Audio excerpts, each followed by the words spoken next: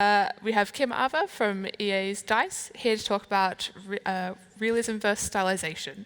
So good luck. Thank you. Well, so many people. Thank you for coming here and listening to my talk. Let's get started. So I'm Kim Aava, and like all speakers usually do, it's like this is my history. And currently, I'm working as a lead environment artist at DICE. I've been working in the industry around 10 years now. And it all started out as a game design student in university. And then I went on to have a short internship with Might and Delight, worked on a game that got never released, but experience is experience, right? And then I continued studying at Future Games, where I also, at the same time, freelanced for the Solus project. And then I moved on to work at Guerrilla Games on the first Horizon Zero Dawn. And then from there, I tried my hands on some VR development. And then for the past 5 years, I've been with DICE, working on the 2 latest Battlefield games. So that's a bit about me. I usually do some talks as well and podcasts. It's always fun, but at the same time, it seems like my nerves are always still the same, so that's not getting better with time. But hopefully the content is. So today, we're going to start off with talking about Gestalt Principles, and then we're going to dive into realism, stylization, do a comparison, and end with a conclusion. So this is a little bit different from the articles I've written back in the days that this talk is all based on. So let's go back a bit in time, roughly 100 years, actually now, to 1920s, to these 3 gentlemen, which are all psychologists. And now you're probably wondering, what do they have to do with art? But these psychologists, Max, Wolfgang, and Kurt, they developed the Gestalt Principle. They wanted to better understand how our brain works and interprets the visual chaos of our world. So the Gestalt Principle consists of a group of theories, sometimes also referred to as laws, that explains how our minds organize, interpret, and process visual information. So that's how they are in this talk. The principle explains how we visualize specific elements of the real world and how our minds find order and organization. So this principle is commonly used a lot in product design and logotypes and UX, UI, and so on. And I also apply it to when I'm making games. So the Gestalt Principle is based on the idea that the human brain will attempt to simplify and organize complex images, designs, and so on. Our brains are built to see structure and patterns. And in order for us to understand our environment better that we live in, and this is going back to like when we're hunters and gatherers, is like a safety net. So this principle basically explains that our visual input rather as perceive whole shapes and figures than disconnected edges and lines. So there's a lot of different individual principles commonly associated with the Gestalt principle or like the theory. But we will not go into too much details of any of them, but only a few of them that are of interest for us as game developers, and that are figuring ground, continuation, closure, pragnance, and past experience. So it's hard to say exactly how many of these principles exist nowadays, because new ones have emerged, as well as some of these principles goes by other names than the ones that I've listed here today as well. So the first one, we perceive what we expect, so this is our past experience, is all based on our own personal experience, culture, and time period we are growing up in. So our brains have a limit on our attention, making us more prone to take paths or do things that are familiar to us as it takes less effort, and that's because our brain is very lazy. So recognition is easy for the brain as it relies on past information. So if we do an example here, imagine that you're an architect and you're handed this building plan. What you see is black silhouettes against a white background, and that is like the silhouette of a top-down projection of buildings. Now imagine instead that you're working with advertisement and you're handed the exact same picture and it says the life, or the word life, in there. So depending on the experience, you will either see this building map or you will now see a word life in there. And for those who can't see the word life, it's in the white. So let's move on to current context, or like the present. So English speaker will read this as the, as a normal would be, and then the H in CHT as cat, so it would say the cat. And that's because if you know English, we know that this is a word, so your brain will automatically help you out here.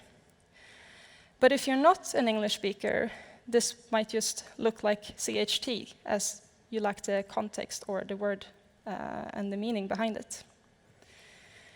So the next one, our goal. So when we're looking for information, we are very goal-oriented.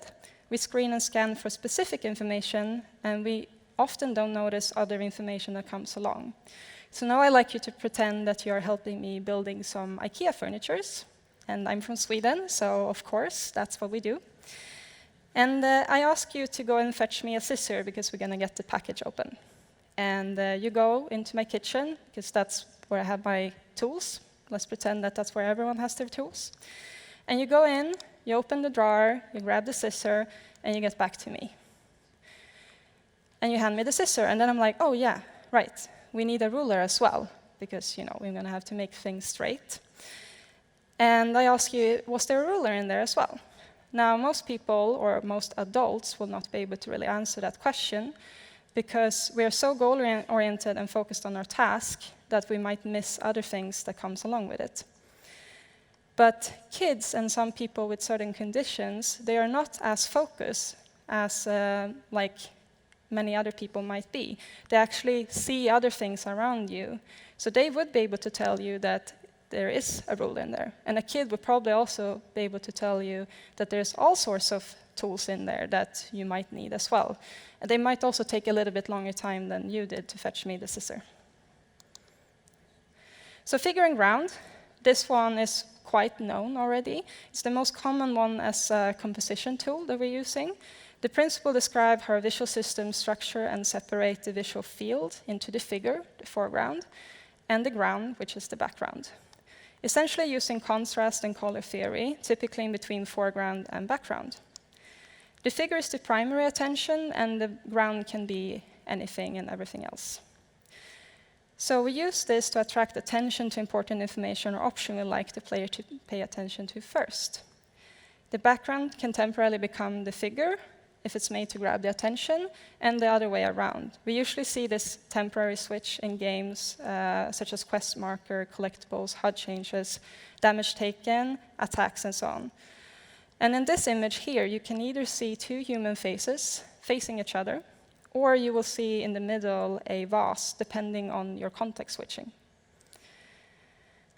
Figure and ground principle also why we talk about the importance of a strong silhouette when making characters and hero pieces, VFX and animation and so on. It's basically figure and ground in many levels and layers in everything we do.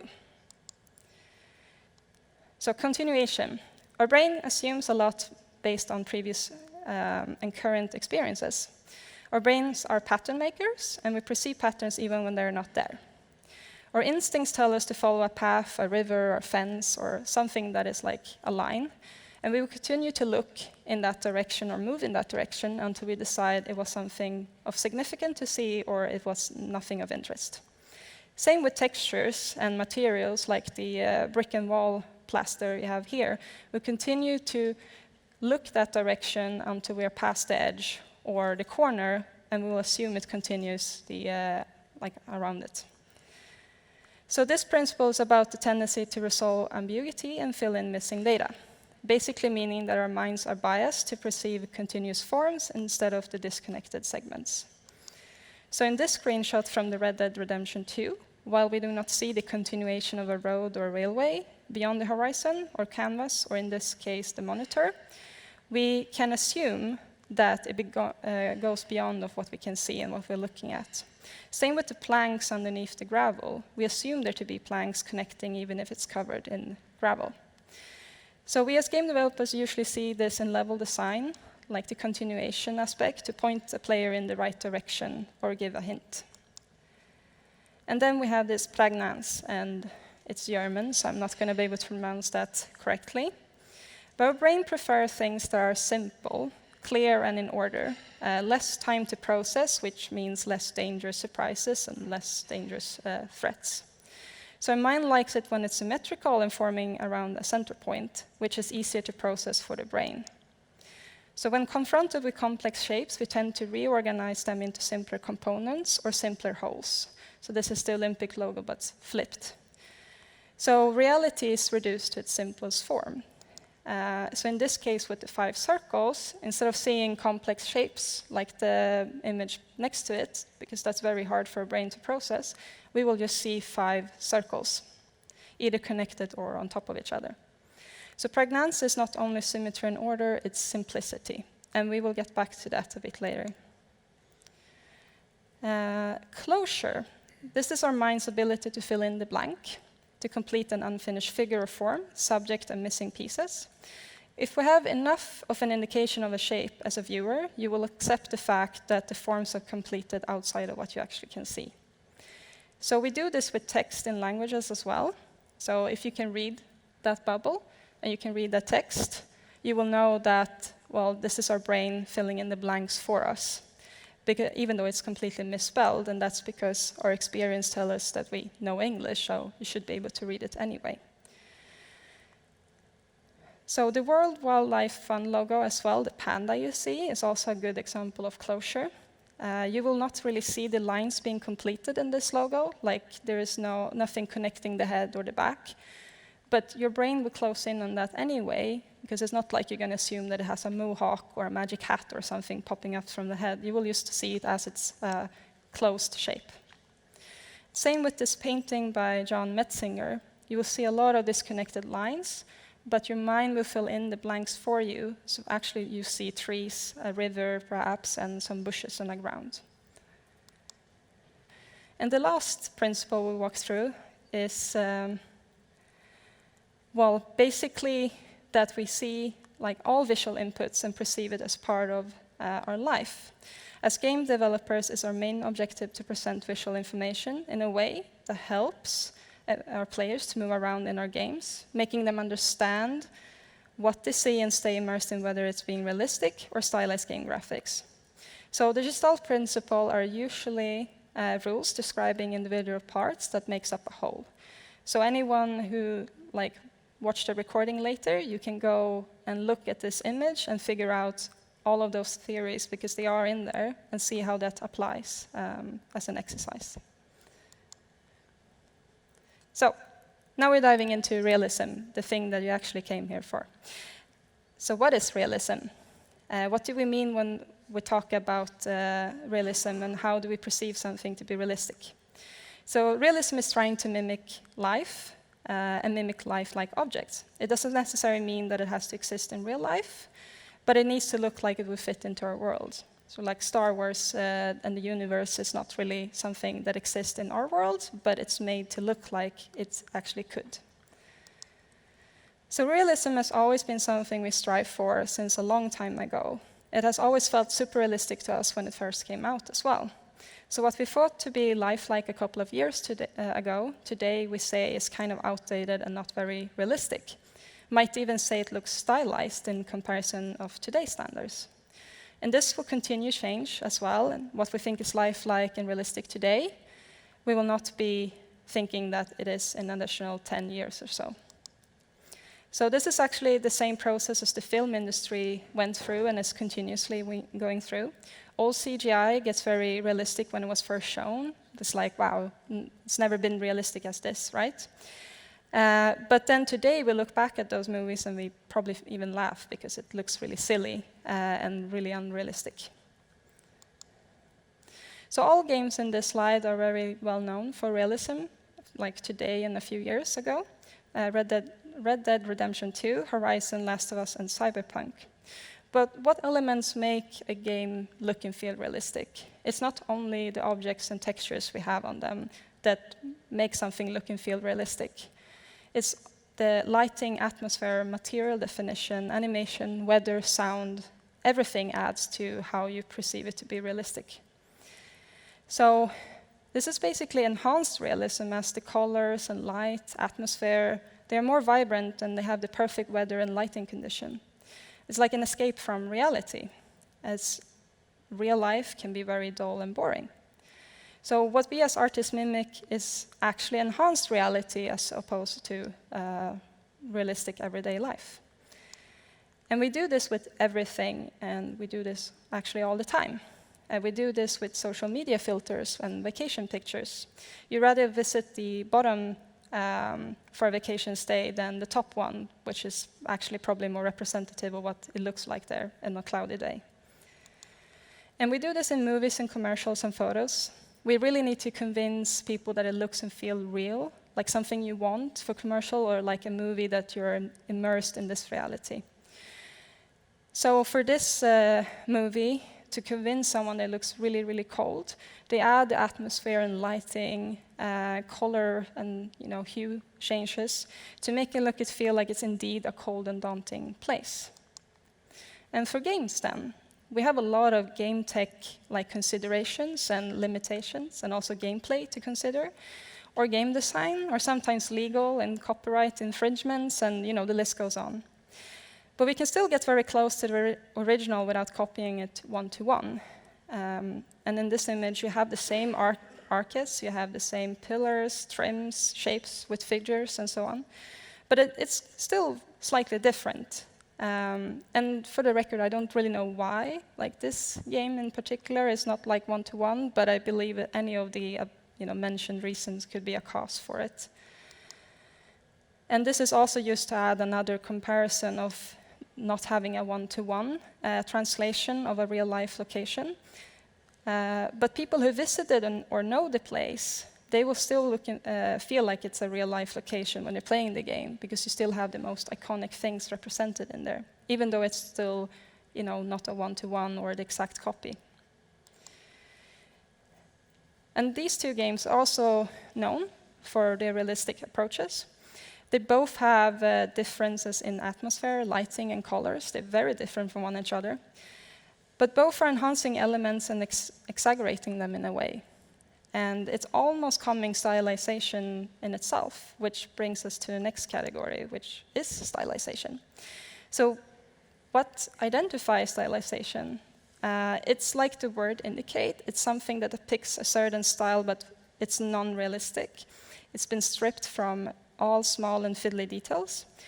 It's a simplified way of representing objects and game graphics, and it plays on shape and form. You will recognize a barrel and a stone, even though it has a flat gray texture, because you have a past experience of seeing a barrel or a stone. If you hadn't before, then it might be even a bit hard to tell what the object is. So stylization isn't just something we use to talk about art in games. Stylization is pregnance. It's simply like the basics of what we see. So stylization look to many at first glance to be much simpler to make than realistic game graphics. But if you dwell a bit deeper into the subject, you will start to notice that it's quite complex, as it's based on real life and realism in a way. You need artists to have a cohesive and strong understanding of color, design, and shape and form. So stylized is a bit tougher to define than realism, as it can look in many different ways. As you can see in these images, they're very different from each other, and they're not like mimicking real life. So you can't be like, oh, that's realistic or not, because it's playing on shape and form. But they're all known for their stylization, but they're just very different. So stylized game art has also changed throughout time with tech advancement and so on. Like previously, stylization was a thing that you used to have lower try count. You couldn't maybe render shadows and lighting and stuff, so you painted it in. Like it was a way to make a game but still not go for realism. But that have changed quite significant with time. And now with tech like flourishing in general, like for realism, you can, as a stylized game creator, still utilize exactly that new tech with PBR and using nice reflections and so on to enhance the visual language. But with stylized, you're free to play with the color and shapes and exaggerate it even more than what you can do with realistic games. So stylized art also tends to age better, with many pixel art in 2D game looking good. still, and Zelda the Wind Waker, a 3D game, still stand the test of time, and so the World of Warcraft, many people still playing that. So one can draw like just a quick conclusion from that in general, that stylized art tends to stand stronger for a longer time in comparison with realistic game graphics that will still continue to evolve. But because stylization is very complex, I've divided into two categories to break this down a little bit more, which is minimalistic stylization and exaggerated stylization. So the first one, I generally refer to the over-exaggerated stylization because it plays a lot on shapes where you enlarge details and focus less on the micro details to convey shapes and objects. If you look at the bottom image with the wood, you tend to remove all sorts of grain and noise and only focus on the shape and the colors. If you have simple objects, you might enlarge or remove them completely depending on if it's important for the object to have in order to convey the purpose to the player. But it's like the play on shapes and exaggeration that these games are usually very well known for. And then you have the second category, the minimalistic stylization, which is still, play on shape and form and silhouette, but it's much, much more simple, and it's usually not exaggerating styles and shapes in the same way.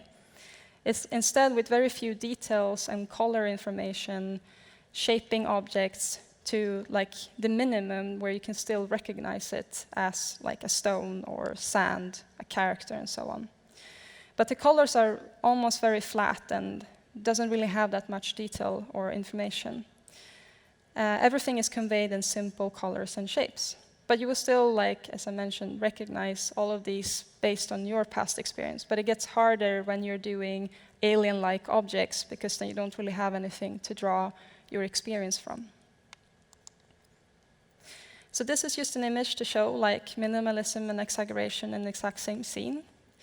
They're both the same scene, even though like a few things in the backgrounds have changed. And this is an example from a VR game that I used to work on, the Apex Construct.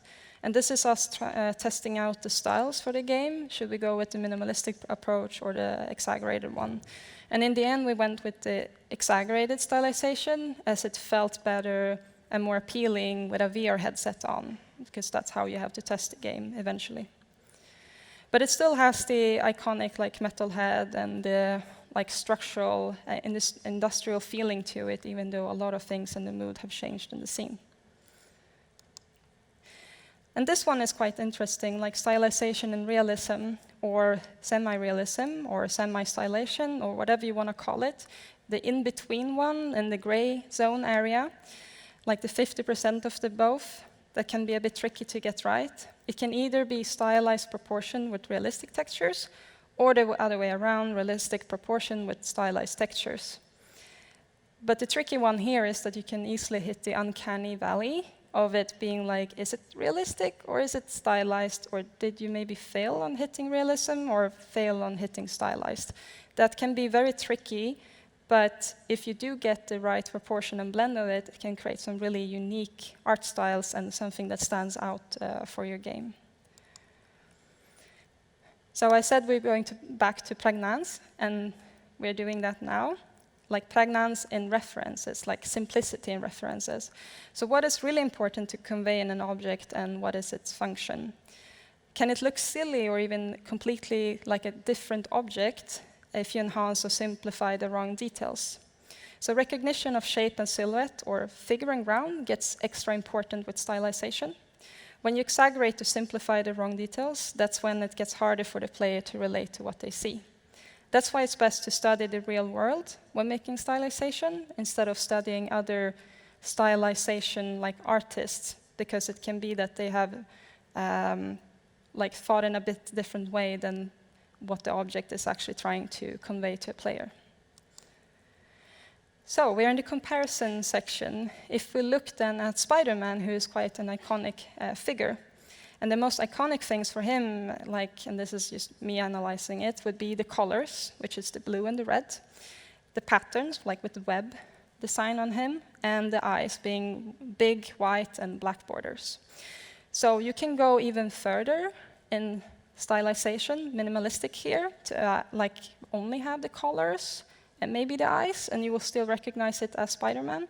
Or you can go in the other direction and make it even more realistic, where you focus more on the material definition.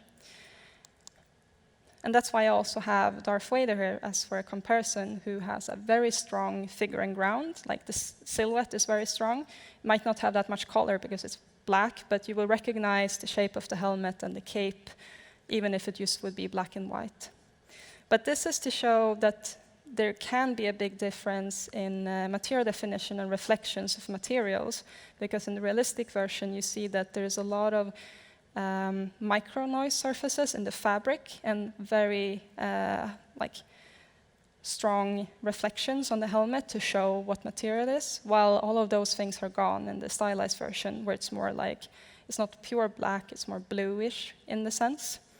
But you still recognize it, as I said, as Darth Vader. It's just like a matter of what is important to convey for it to be realistic or for it to be stylized. And here's just a house. It's just a house from Old Town in Sweden. The right one is a paint over, where you can see a lot of the details from the photo has been removed or enhanced, or it's just to play around with shapes in general. But it can still be interpreted as realistic. It's just have larger shapes and like larger roof tiles. But if you go even further, you can get it more stylized if you play a lot with the shapes. But you can still feel like this is a stylized one, or like the one in the between, if you like. And that's how you can work with realism as references, and then just push the shapes and forms until you feel like there's still a connection with the original reference. And this is to show a range. It's a stump, and most people have seen like a chopped off tree before. And in this range, you can go even more realistic again, and you can even actually simplify it even more. So it's a matter of like trying to figure out what makes a stump like a stump. If it's the silhouette, or if it's the colors or the texture. So if we draw from our past experience, we know that bark is usually darker brown, and if it chop the tree off, the inwards, or like the inner wood, is usually lighter. And you see that represented throughout all of the images, and they all use the same scene with the same lighting. And if we look at Pragnance, then, like simplifying shapes, you can see that a lot of the bark texture is now gone. Or like the layers and micro noise is gone in the stylized one in the middle, and then that's completely removed in the minimalistic one. And you can have an in-between these two as well. It's just like playing with the shapes. So you can do this on many different objects, like large, like with the house, middle ones like the tree here, and really, really small objects like a mandarin. But there is like a case where if you go and push it really far and have it minimalistic, like with this orange just having flat colors, it might be that someone interprets this as a ball, because it's now just orange. So that's why it's key to still keep some things that you recognize with an object. And in this case, it would be key to keep the green top still in the minimalistic one, as it will then look more like a orange or a mandarin. And if you play too much with colors here and do a little bit more reddish, this will start looking like a tomato as well, because they are quite similar in shape. But when you go and look at the realistic one, a tomato is very, very flat, doesn't really have that much, while an orange has all of these bumps. So that's why the stylized one here still keep a little bit of the bump, and you can do even more if you really want it to be noticeable that, well, this is indeed a fruit, like a citrus fruit, and not a tomato. So it's important that you understand what you're looking at. And this one I added here to just show what surface noise look like with the flakiness in bark, where you have layers and layers of things happening when it's just like in a grayscale. And in the stylized one, you can see all of that removed, and the bark pieces become bigger and more angular for this style. You see the same happening with the hole in the tree and the wood eye, where everything is like enlarged and pushed in details. So we are at the conclusion then. So the word Gestalt is German, and it means the way things have been put together. There's no exact translation, but reading about it, it usually has the meaning pattern or configuration. So the Gestalt principle helps us understand and organize elements in a frame in a straightforward and easy to understand manner. By using it in composition, or like when you're texturing materials and so on, we can capture the player's attention. And for us developers, it helps us look at the world and break it down into shapes and forms and getting to the actual style that we want, like with art direction. Our perception of what we will see will vary heavily depending on our cultural background and our experience, many in which are very individual and country-specific. In common examples like our colors, when you look at a traffic light, red means stop, yellow means wait, and green means go for most people. And we use this as well, like when we're talking about other things, where red is usually error, green is good. And if we look then at other colors like white and black, that tends to be seen as pure versus evil, life versus death. In many other cultures, that can actually be the complete opposite, where, well, black is life and white is death instead. So a famous misquote within Gestalt is the whole is greater than the sum of its parts. Not sure if anyone's seen this. It might mean nothing to you as well, because it just feels like it's almost like a riddle. The actual quote is the whole is something else than the sum of its parts, which might not help someone either. But if we break it down, it basically means that if you can understand the parts of the theory, you can understand the whole. So in our case, if you understand the why and the how, you will be able to put it all together. You will be able to actually create something that are cohesive. So this is the last page. By understanding what is the object's function, form, shape, and core, and what the unique characteristic of this object, and how you can convey its function to a player. Instead of the verses, it's actually just a unified approach of thinking, as it's based on the same foundation and core, the same theory. So I believe that any artist can work with both realism and stylization, because it's the same to our minds and same to our brains. So in the end, what you need to know as an artist is just the underlying principles and how you apply it, the how and the why things behave the way they do. So before I end, I just want to mention that some other resources. I've been writing about this for many years, and these articles have more information for animation and VFX as well. It's on the level 80. But I also want to highly recommend picking up this book, which have a lot of Gestalt principles that are based on like UX and UI web design. But I've read it as well and made me think in a completely different way. The We Perceive What We Expect section that I was having in the beginning is all based on this book, Designing with the Mind in Mind. And in general, if you're interested in Gestalt principles for art, you just Google Gestalt principle and art, and that's it, and you will find a lot of useful information. So thank you.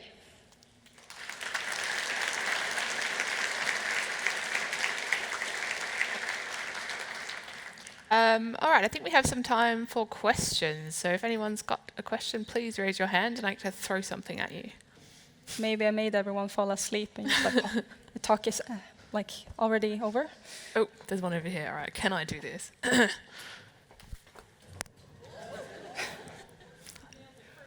Yeah, that was it. Thank you very much for the talk. So if I understand, you measure stylization in terms of minimalism or exaggeration, correct? Yeah. Just so I understand where you're coming from, you use Spider-Man as an example. The Spider-Punk in the recent Spider-Verse film, where would he sit on the scale that you measure stylization with? Do you mean the stylized one that came a few years ago? The film that came out earlier Like the this animated year. movie? Yeah, the character who is made of collage. They animated a character using a collage style. I'm not sure if you know the character, but I think I do, but there's so many Spider-Man movies by now, so I'm like, which animated one? But yeah, if you're talking about the one that had a very specific art representation, then I know about it. Right. But the thing with stylization is that it can go in any direction. It's clearly stylized because it's not realistic, so we can at least, count on that. But when it comes to like dividing them into certain categories, I would place it in the exaggerated categories because it's not like flat colors or removing a lot of details. They're actually exaggerating shapes and the way they're animating and having the effects as well.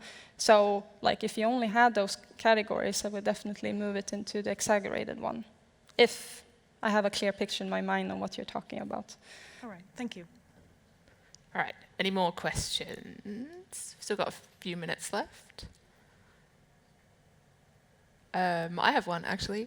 This is a very programmer question, so I'm a programmer, but do you ever use anything like an auto-lod to kind of get an idea of where you would go with stylization? Like if you take a very real model and then sort of auto-lod it to get rid of some of the details? So yeah, sometimes if I have something, or like if you scanned, because that's also like something people do a lot with video games today, like photogrammetry. If you do have something, then it's very simple in like ZBrush, which is my favorite software to use as well, to start removing a lot of the details and just dragging in the shapes, and then you can do multiple copies and see what happens with the model. But the hard thing with that can also be that you're too focused on the original as well, instead of like creating something like starting super simple and see how you can push it towards realism. But if you're going for that in-between, it's a good way of seeing where that in-between lands. Awesome, thank you. Anyone else? Oh, over here. Do you want to try throwing it, Molly? I'll do my best. Okay, ready? Also first try, that was beautiful. What are your ideas for choosing whether you go for stylized or realistic, and what type of games is it more effective to choose one over the other? Wow. Well, that is like almost a subject that someone can have a talk about in itself. It's a good question, though, and that's something where everyone is in the beginning, right, when you're choosing the art style for something. But like, as I started with game design and then moved into art, I must say that my way of thinking is more catered towards game design in this sense. So I would always think about the game first and the target audience and all of those things that you put on a paper before trying to play on which style I would go for, because it's very expensive to just do both of them and see where you're going, right? So I would say that's how I usually start. So if it's like, well, it's for kids, well, probably a lot of parents would be more happy to put, you know, a stylized game in the kid's hand than a realistic one. And if you're making something more for adults, usually it's, at least in the Western world, you view like the stylization more cartoony for kids, and then you want to have something realistic. So that's usually like where you end up when you're choosing something, basically the target for the game. But then, of course, you can start playing around with, as many of these games do, like enhancing things, even when you're a realistic game. If you want to push it in a certain direction, more vibrant or more like cold, like less saturated, or with stylization, you can almost go anywhere as well. I hope that answers the question. Thank you. All right. I think if there's no more questions, we'll stop that one there. So thank you very much. Thank you.